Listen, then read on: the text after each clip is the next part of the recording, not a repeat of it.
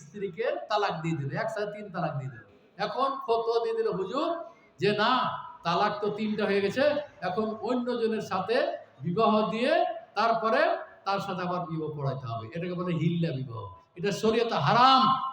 আল্লাহ রাসূল সাল্লাল্লাহু আলাইহি সাল্লাম বলেন, আলা উখবিরুকুম বিতাইসিল মুস্তাআর, আমি কি তোমাদেরকে ভাড়াটে ষাঁড় সম্পর্কে আমি অবহিত করব না? তার পাঁঠা।